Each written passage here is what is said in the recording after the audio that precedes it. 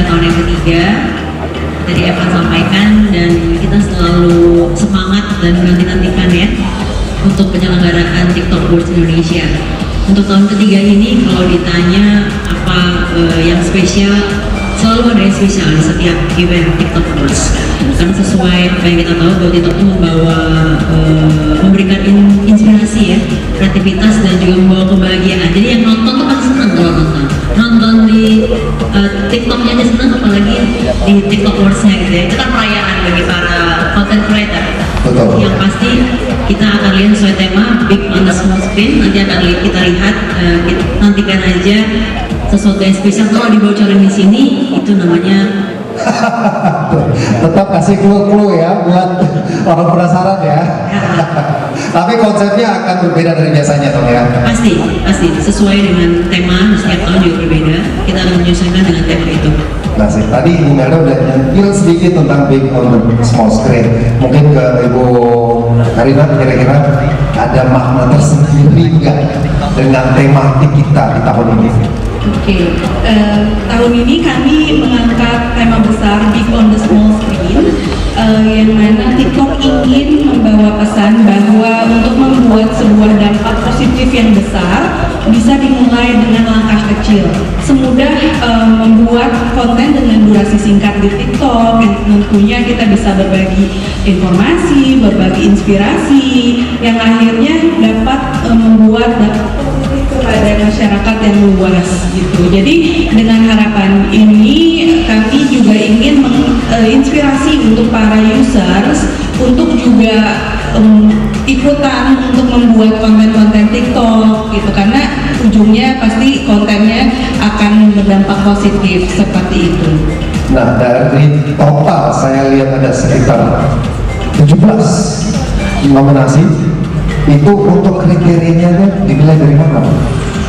Untuk kriterianya, TikTok kami menyeleksi para nominees berdasarkan beberapa faktor, mulai dari followers, jumlah followers, terus untuk engagement rate, dan yang pasti kualitas dari konten yang dimiliki para nominees gitu. Nah, di luar itu kami juga mempunyai evaluasi yang lebih lanjut termasuk pada public sentiment, terus untuk dampaknya apakah konten-konten tersebut bisa menghasilkan dampak yang positif, membawa inspirasi, seperti itu sih untuk kriterianya.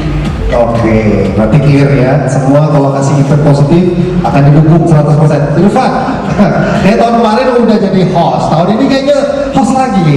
Apa mau tukeran kita? Gimana Pak, tahun ini something special kan? Ya agak berbeda. Ya ini pasti sangat spesial karena satu, TikToknya sudah happening sekali, bergabung dengan RCTI, TV swasta nomor 1 dan senior. Itu akan menjadikan pasti sesuatu yang tidak asal-asalan, pasti spektakuler. Dan ini juga luar biasa dengan fenomena ketiga kita Big on the Small Screen ini luar biasa. Kalau zaman dulu mungkin disebutnya itu adalah buku jendela dunia, kalau sekarang itu TikTok jendela dunia. Jadi di genggaman kita dengan layar kecil kita bisa melihat dengan terus itu dan nyandu istilahnya. Dengan duduk setengah jam saja kita bisa mendapatkan informasi begitu banyak dengan berbagai macam hal dari negara manapun, tentang apapun, dari siapapun, Dan update ya. dan update sekali. Jadi ketika saya dipercaya untuk menjadi host di TikTok Awards 2023 itu benar-benar kita luar biasa. Terima kasih TikTok dan RCTI. Tepuk tangan dong buat saya. Luar biasa, thank you. Tahu kita ini. Mas Anto sebagai juri, saya mau tahu kesulitan nggak sih untuk memilih? Secara kalau bicara mengenai konten kreator, variatif banget dan banyak banget. Iya betul. Jadi sebenarnya memilih yang terbaik itu sangat susah ya, karena saking kreatifnya semua orang mempunyai aspirasi, suara, dan apa yang mungkin bisa jadi panduan kami dan kita semua di sini itu adalah bagaimana bernarasinya, menarasikan itu. Makanya ini balik lagi saya dengan beberapa juri di sini mengatakan bahwa dampak positif itu sebenarnya yang dicari ya. mungkin kita berkarya di tempat kita di titik ini, tetapi sekali kita menyuarakan itu ke dunia global dan bagaimana kita bisa memberikan sebuah pengaruh yang positif, dampak yang positif pada teman-teman bukan hanya di sekeliling kita tapi dimanapun mereka berada, dan menjadi sebuah pergerakan yang bersama, movement bersama yang baik untuk kita semua. Itu sih. Nah, kalau bisa Tentunya saya jadi ingat pada saat ada sebuah kata-kata apa, small in the big screen, apa? big on the small screen. Big on the small screen. Yes. Ya, itu. Jadi kayak mentor saya pernah bilang, sebuah kreativitas itu butuh batasan. Ya, bagaimana kita bisa menyikapi batasan-batasan itu dengan baik, menjadi kreatif. Kreatif itu sebenarnya kan orang kreatif banyak, tapi bagaimana kreativitas yang memberikan dampak positif itu yang akan kita nilai. Semua orang berkreasi, tapi dampak apa, influence apa yang bisa diberikan ke publik ini, itu sih yang akan kami pilih. Berarti nggak boleh asal-asalan ya, bijak dalam membuat konten ya. Ya mungkin dari small step itu. Kadang kita mau mulai nggak tahu dulu dari mana, tapi kayak dari small step itu akhirnya kita bisa menemukan diri kita. Banyak yang kayak gitu juga. Saya juga terbantu dengan TikTok. Tadinya saya nggak tahu mau ngapain, tetapi dengan small step yang saya lakukan itu kok dengan engagement dari teman-teman, ini aja mas buat ini, dan aku terima hal itu, jadi kayak oke, kayaknya gini deh yang harus gue lakukan, dan jangan lupa untuk memberikan dampak-dampak apa yang positif itu sih sebenarnya. Nice, terima kasih, tepuk tangan dulu loh. Terima kasih mas. Nah, ke Timo mungkin memberikan dampak, memulai dari small step. Ini salah satu konten kreator yang followersnya juga banyak banget. Timo, Halo Kak. apa kabar? Baik Kak. Kunci biar video konten kreasi kita itu FYP deh. Kayaknya FYP semua kontenmu ya. Jadi kunci kayak ngomongin kunci untuk kita bisa bikin konten dan bisa dinikmati oleh masyarakat luas. Bagi aku sih satu konten tidak hanya untuk penikmat dari kreatornya saja. Kadang ada beberapa kreator yang pengen buat konten hanya untuk ih gue keren loh, ih gue kayaknya keren banget nih kalau bikin konten ini. Tapi di sisi itu sebagai kreator kita harus mikirin bahwa FYP ini tuh dilihat nggak hanya keluarga kita, teman-teman kita, tapi masyarakat Indonesia. Jadi alangkah baiknya kita as kreator bikin konten yang positif, ada impactnya, ada edukasinya. Nggak hanya edukasi, mungkin bisa informatif, bisa entertain, menghibur, dan pastinya ada tujuan yang nggak hanya untuk diri sendiri. Jadi itu sih yang aku tuangin dari dulu Kak. Jadi untuk bisa ke FYP itu bukan hanya untuk diri sendiri, tapi untuk orang lain juga. Luar biasa, tepuk tangan dong. Kayaknya kalau ngikutin kontennya saya nggak takut ya. Karena kalau berenang gitu karpet semua isinya. Nggak berani. Takut kenapa Pak? Tapi balik lagi untuk award kali ini, Bu Karina, sebenarnya bisa dijelaskan nggak sih dari TikTok sendiri untuk kedepannya mendukung industri kreatif di Indonesia itu seperti apa nantinya? Oke, baik. Terima kasih pertanyaannya Mas Evan.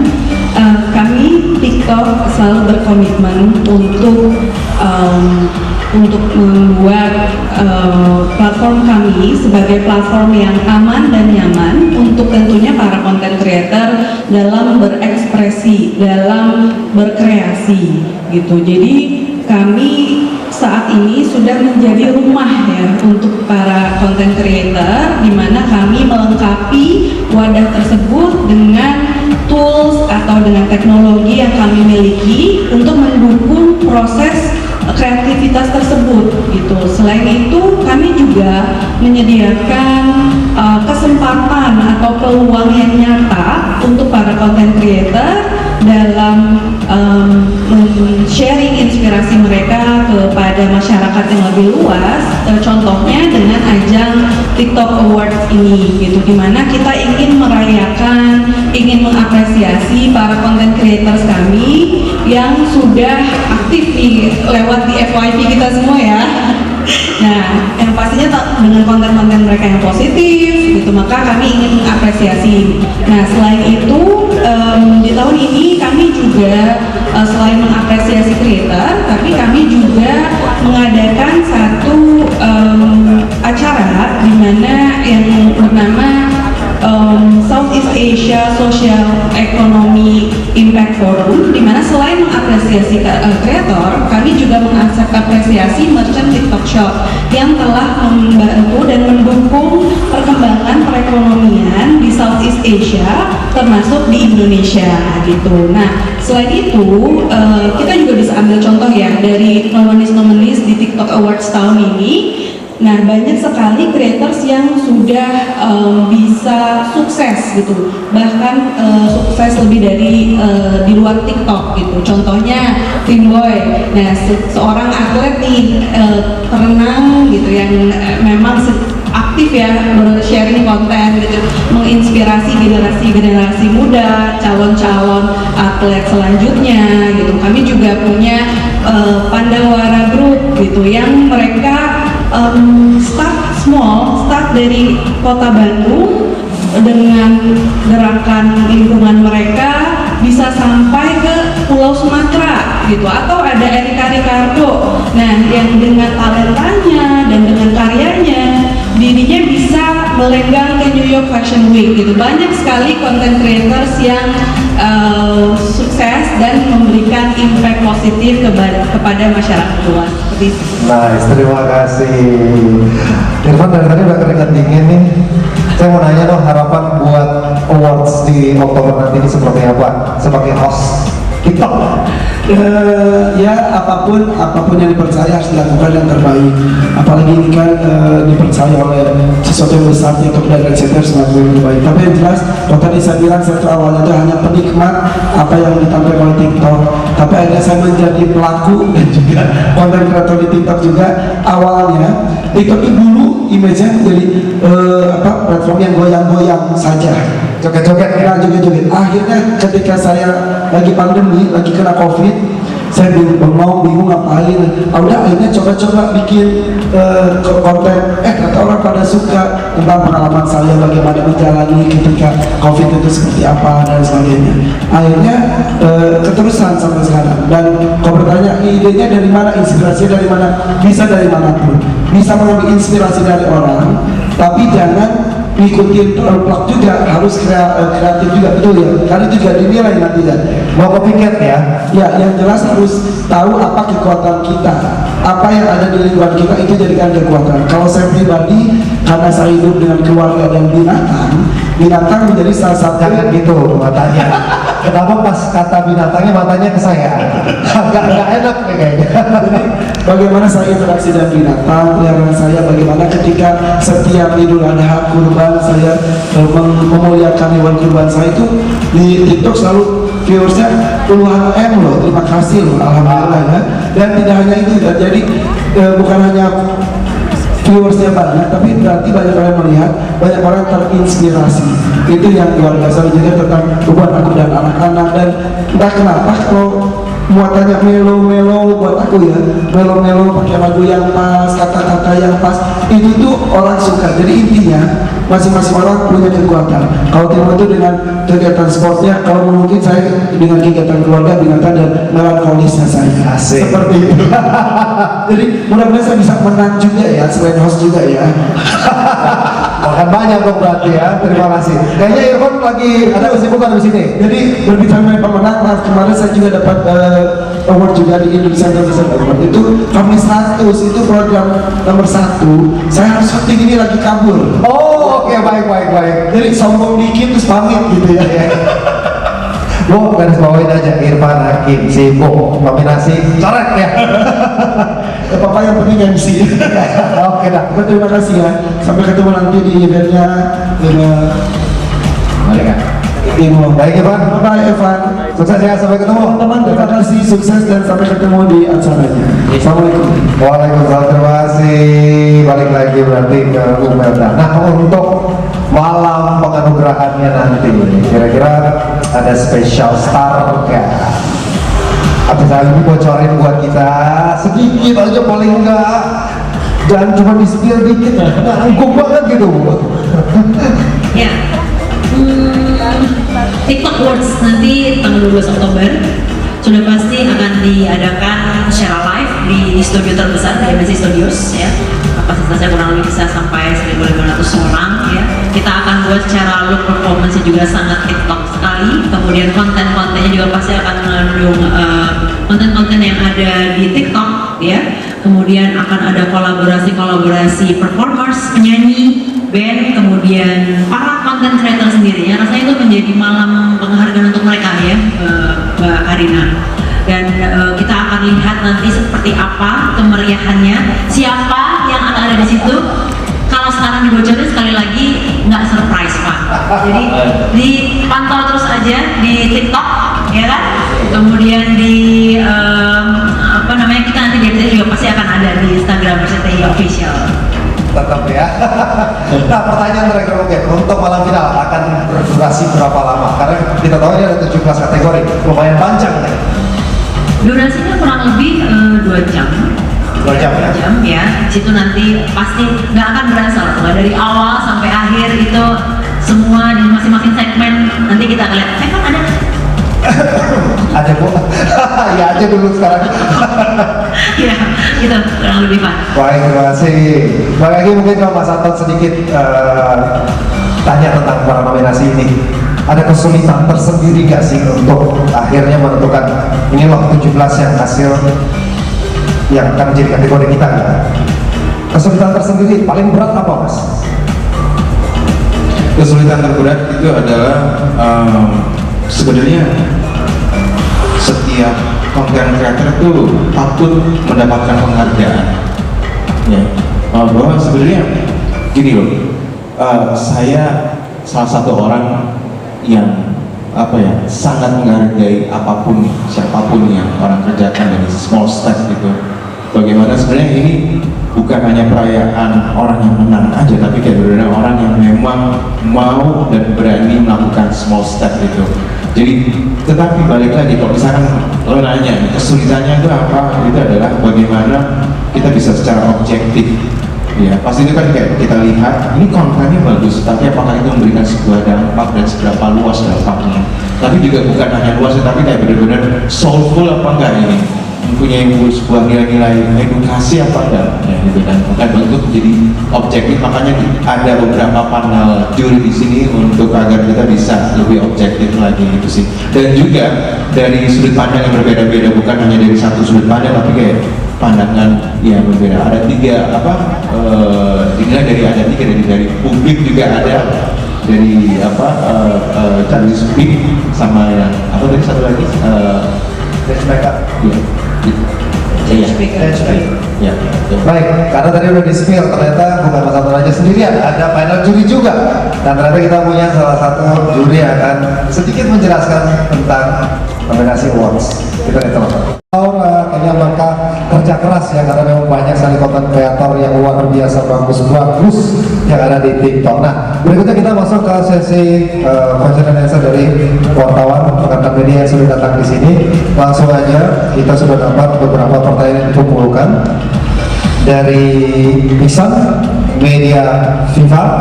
Selamat malam Mas Iman, pertanyaannya langsung ke Ibu Melda.